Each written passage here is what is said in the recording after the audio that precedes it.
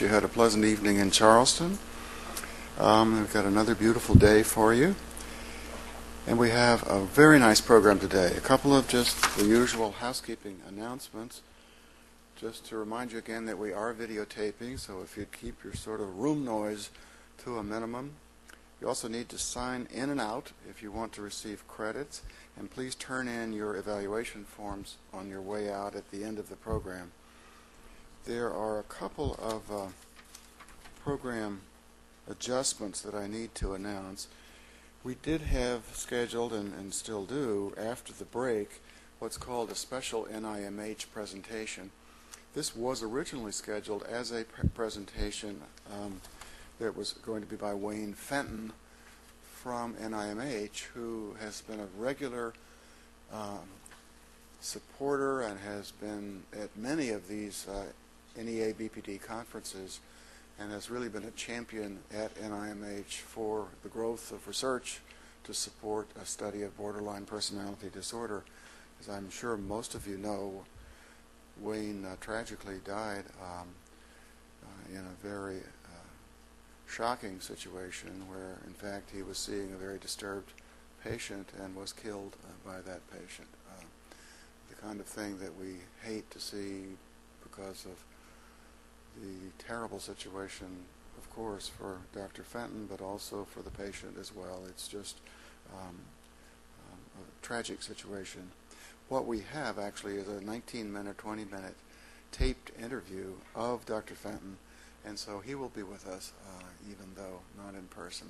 But we're going to do that after Dr. Yeoman's presentation. So we'll start with, after the break, the presentation by Dr. Yeoman's. Then we'll show that tape, and then we'll close out with the sort of future-oriented discussion about Axis 2, led by Dr. Skodel. And the other announcement, which I'm sorry to report, is that Dr. Roger Peel is unable to join us. He has an illness in the family and was unable to get away and called us just with a genuine apology that he couldn't make it. I'm going to pinch hit and join Andy, and we'll try to have a lively discussion about where we're going from here. So with no further ado, let's go right ahead with our program, and we're going to be hearing first from Dr. Pat Cohen. And Pat's got a really interesting data set, a longitudinal data set, which had its beginnings with a group of people in adolescence. And this is really a fairly unique opportunity to prospectively have follow-along data and really see what happens while you watch, rather than a retrospective data. And there are not many of those around. They're really valuable. Pat is professor both in the Department of Psychiatry at Columbia University College of Physicians and Surgeons and in the Department of Epidemiology in the Mailman School of Public Health at Columbia. So we're delighted to hear her talk about long-term prognosis from adolescence on and borderlines. Pat.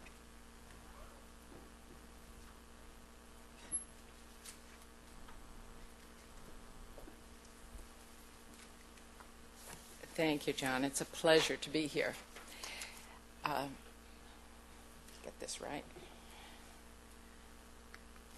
So I'm going to quickly do kind of a mini review of what we know about the course of borderline disorder or symptoms of borderline disorder in adults or adolescent patients and in adults or adolescents in the general population.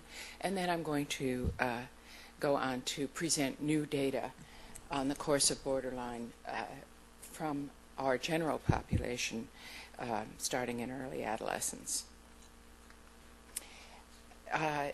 The follow-up studies include some done by Dr. Stone and others who are here, and the earlier ones were done soon after the DSM-3 defined these borderline disorder. There were 4 major studies reported in the mid-1980s, each following up patients with borderline disorder about 15 years later. And in general, their overall conclusions were that many patients were functioning in the lower end of the normal range. Lower function was generally related to lower function while they were a patient and lower IQ, about 10% had completed suicide. Death from other causes appears to be elevated as well. I calculated it as about 12% in these samples, who were around mean age 40 at follow-up. And these studies are reviewed in really very elegantly by Joel Paris in the Harvard Review of Psychiatry, 2002. And more recent prospective studies of long-term outcome include a 7-year follow-up of a prospectively assessed cohort of patients by Paul Links and colleagues in Hamilton, Canada, and by, of course, the two major prospective longitudinal treatment studies, the McLean study of adult development and the collaborative longitudinal personality study. As Mary Zanarini points out in her excellent review of course issues in Judd and McLashan's 2003 book, a developmental model of borderline personality disorder, understanding variations in course and outcome. Those studies are limited, of course, in the durations of outcome, as is clear from the earlier work showing that recovery is often slow. The apparent rapid improvement rate in these studies and lower suicide rates may also be partly attributable to the intensive care received in comparison to many other treatment centers.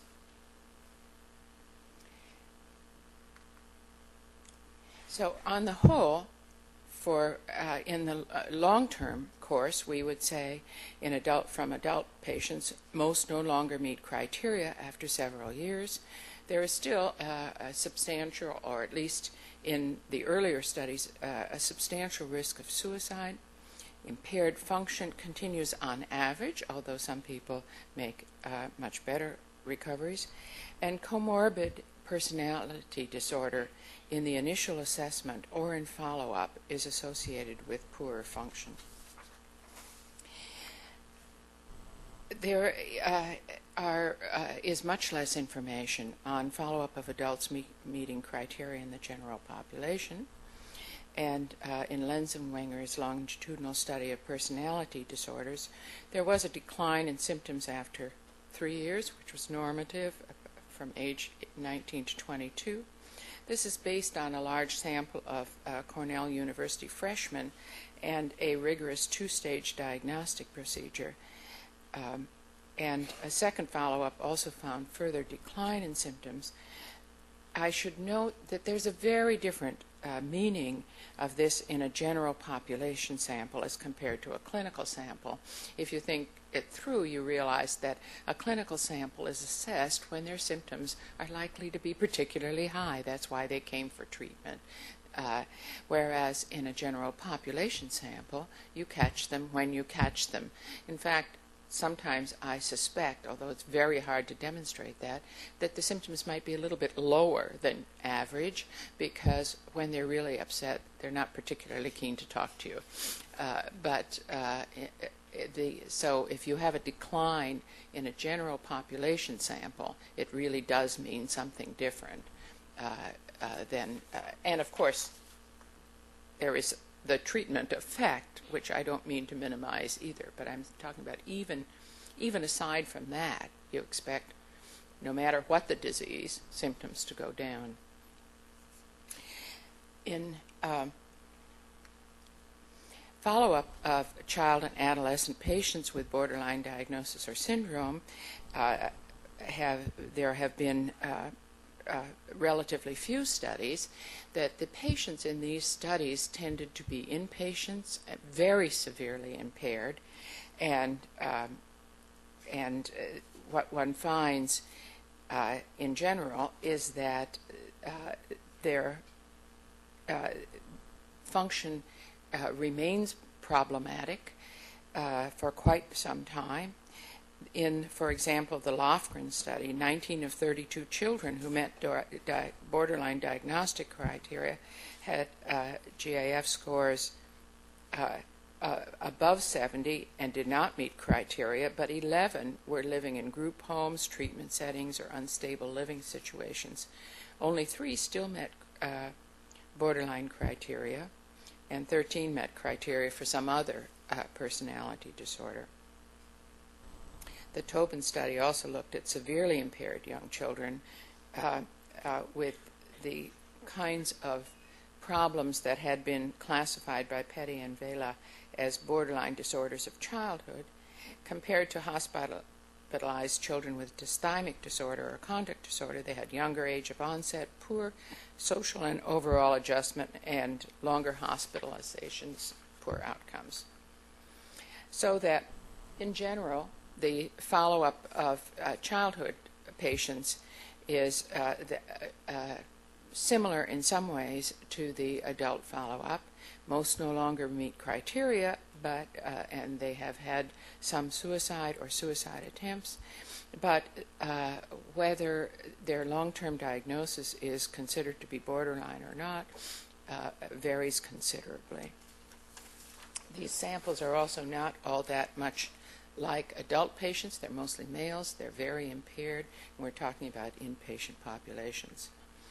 So with regard to the studies of borderline traits or symptoms in the general population, the literature is very sparse, with problematic links between personality dimensions. That is, we don't think, the developmental psychologists have not really thought in the same personality kinds of terms that we think of when we think of borderline personality. So we don't have standard measures that are clearly tapping into the same things. And then, of course, we were much discouraged by the fact that the DSM-3 said that you would have onset by young adulthood. And so that was, I can tell you, a discouragement of in assessment non-clinical samples. And then, of course, we're also, until very recently, there was no structured or semi-structured assessment designed for borderline disorder in children.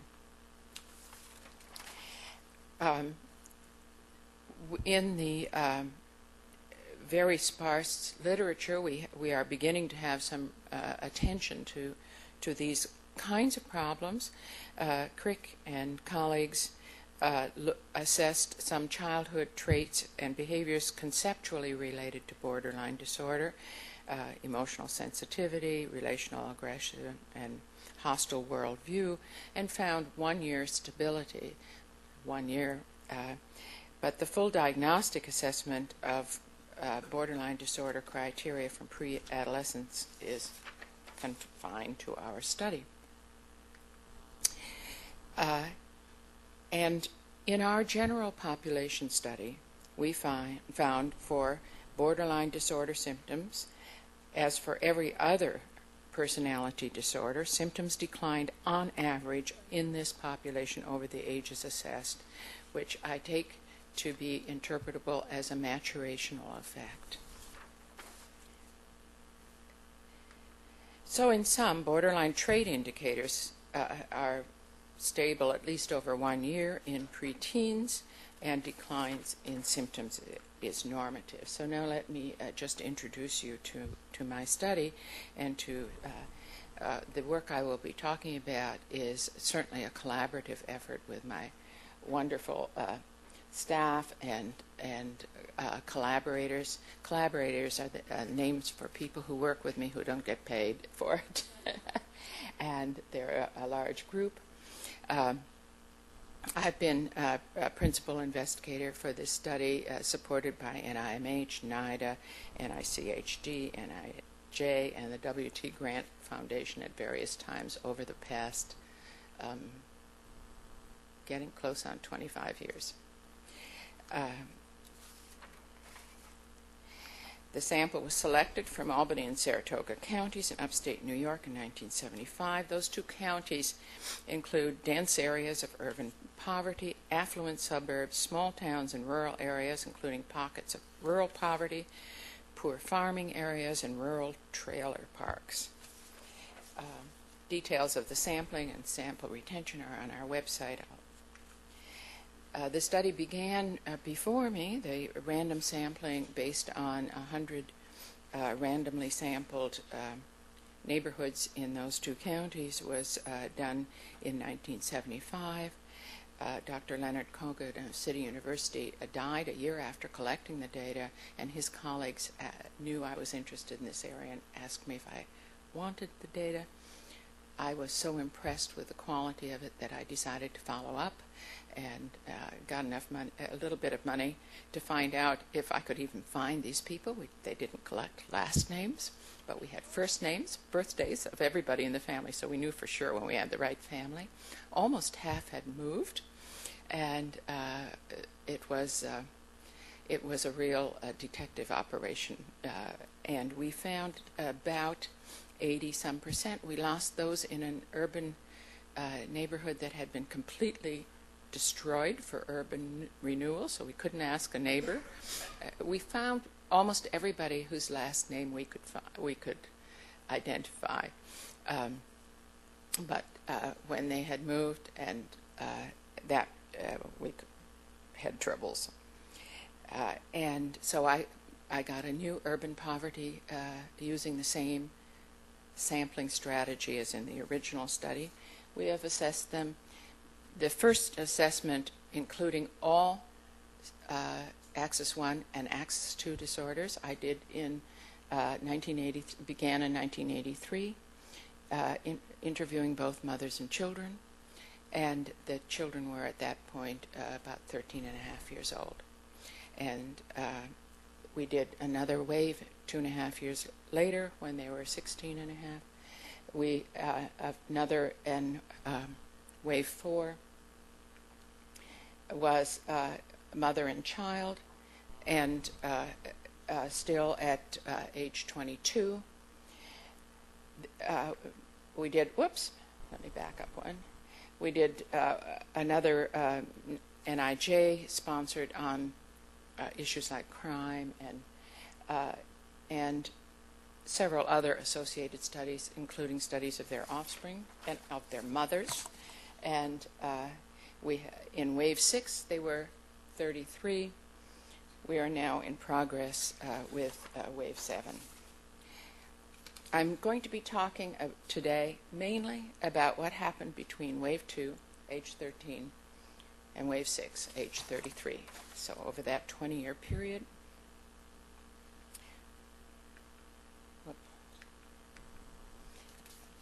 And of course, Americans don't stay in one place. They're now in 40 different states and 3 other countries, which is so.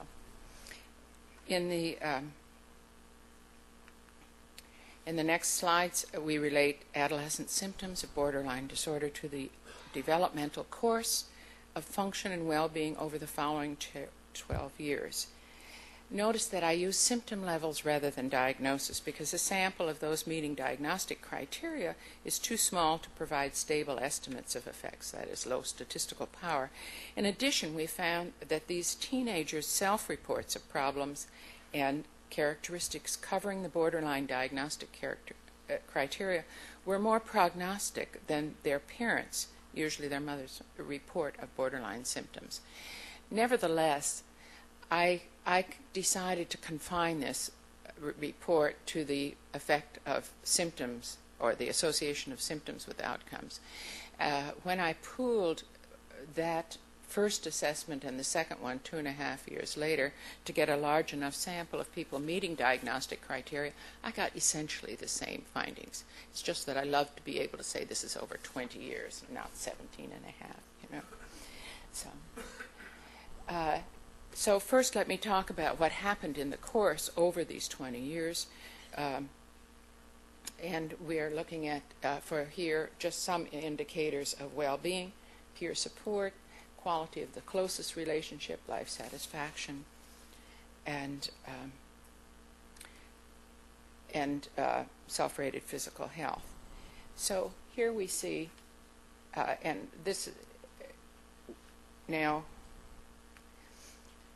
do I have this right? So we're looking at what was the change over this age span in these symptoms. So this is a measure, a scale of peer support with items like this one. And we see that for the group as a whole, something I didn't particularly anticipate, but you can believe that over this period support declines from peers and starts going toward a partner relationship. And so that happens for the entire sample. And for those who had essentially diagnostic level symptoms in age 14, we have this consistent discrepancy across this entire range. When we look at relationship quality, again a scale, and here we see something that also we hadn't particularly anticipated, although we should have. That is, as we see from studies of marriage, we see that in this early period when that relationship, your quality of your relationship with the person closest to you is elevated in this early period and tends to decline thereafter. For comfort for the rest of us, later on it goes up again. But in any case, those with high borderline symptoms at age 14 not only had a lower mean level throughout this period, but they also this different discrepancy actually got larger as they got into their 30s. Life satisfaction is actually a single item, and for that variable we see that those with average symptoms this is a scale that goes from 0 to 3, and there is a consistent lower level of life satisfaction. And for their ratings of their own health, we see the same thing as we had seen for the close relationship, that those with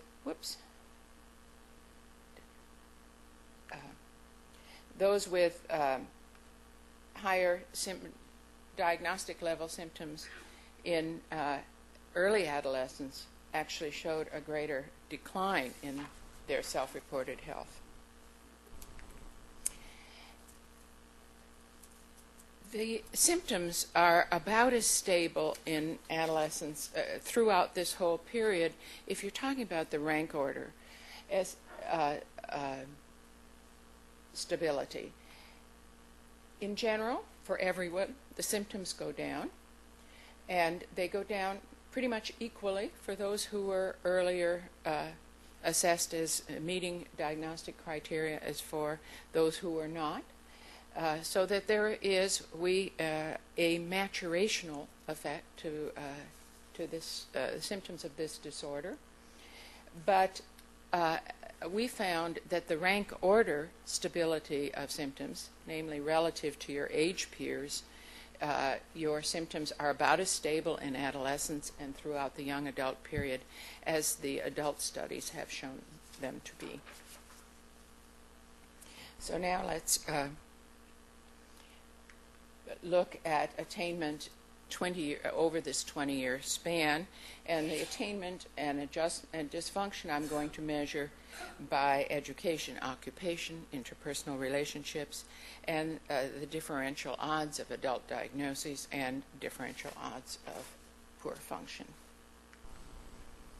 So here, for we have a measure we call partner involvement or commitment, which is simply a scale that goes from, let's start with 1.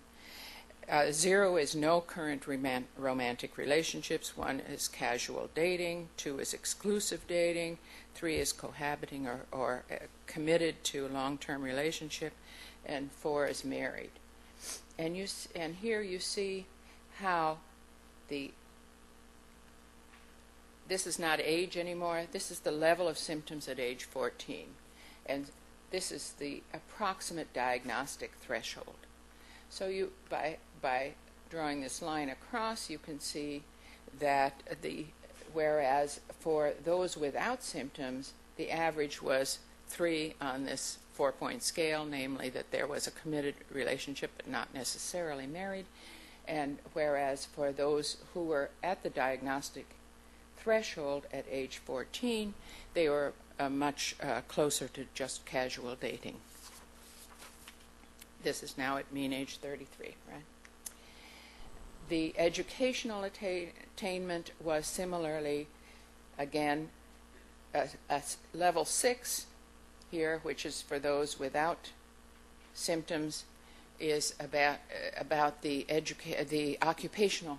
This is education. I'm sorry, is a bachelor's degree on average, whereas the level 4 here is for some college without any degree, and that's the occupational attainment for the level 10 here. This is occupational status on standard scales, and level 10 is about equivalent to the owner of a small business. The level 6 here, that those at the diagnostic threshold 20 years earlier is about a level of service workers, firemen, police officer. So let's look at the disorders 20 years later, and these are the disorders I'm reporting on today.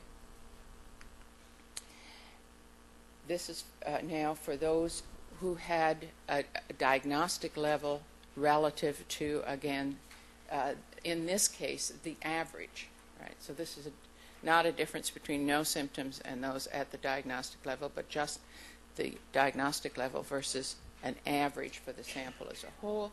And they had about a 40% increase in the odds of substance abuse disorder. Sorry. They had nearly twice, about 1.8 times the odds of having major depression in the 33. They had 2.5 times the risk of bipolar disorder. And of course, for borderline, not surprisingly, they had 3 times the risk of meeting a diagnostic criteria for borderline.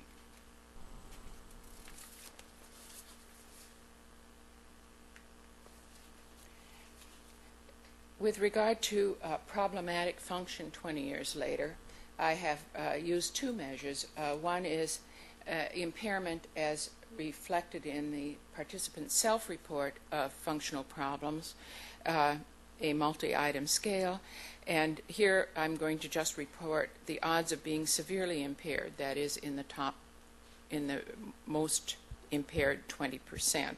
So it's not as severely as the dysfunction that I'm going to look at in the clinician's GAF. That's the odds of being below 50, which means that they were in the bottom 3%. So for the self-report, that they were over 3 times the odds ratio, they're over 3 times the risk of being in the severely impaired if they had that level of a diagnostic level of symptoms 20 years earlier. And for they were about 6 times the odds of being in the very severely impaired range, the most severe 3%. I should have said that in the most recent assessment, for the first time we actually used clinical diagnoses as well as our previous assessment, and we used the SCID2 screen and the SCID2 follow-up.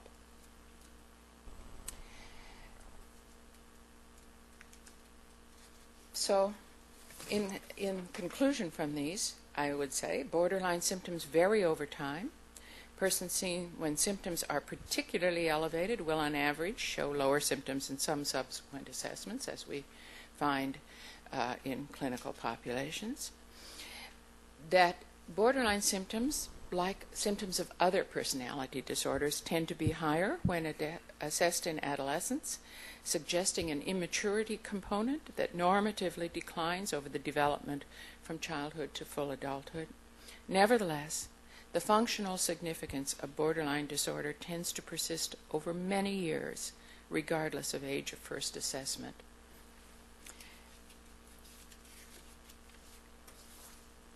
And regardless of the fact that we get quite substantial fluctuations over time in these individuals. Where do we go from here? We need, I think, to better understand basic biological and genetic vulnerability to this very serious disorder. I think a view I share with everyone else at this conference, and areas in which we are now working with this cohort.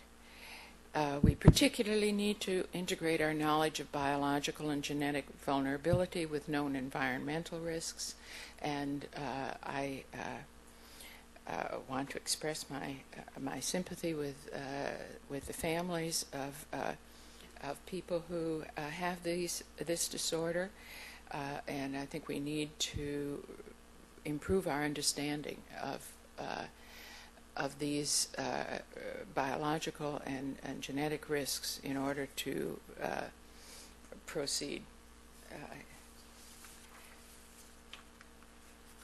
And I urge you to go to our website. We have now about 200 publications from this, from my wonderful group on this study, and progressing at quite a clip. I would say about one a month at least. And so I ask you for your questions. I think I promised to say a little something about my doubts. Are we okay still? My doubts about diagnoses. I think for epidemiological researchers, diagnoses are a particularly nuisance component, that there are no unambiguous criteria for making such a cutoff, despite their utility in clinical settings. And so I much prefer to use symptom measures when we, but actually, on the whole, it doesn't, the kinds of things we find with symptoms we find with diagnoses as well. Good. Okay. Thank you.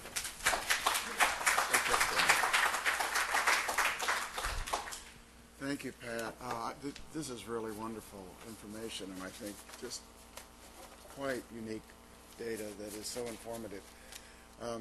While we're sort of getting our next speaker set up, let me ask one question, and maybe there are others from the group.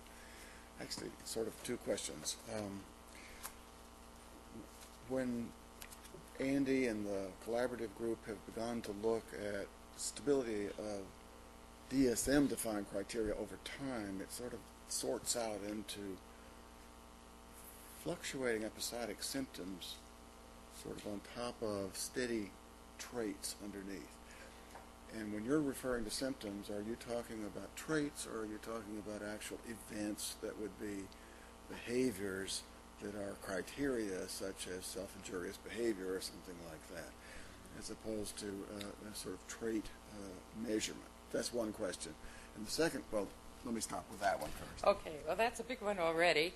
That really varies, because some of the criteria almost demand that there should be specific symptoms, like self-injury, like threats of suicide or suicidal behavior.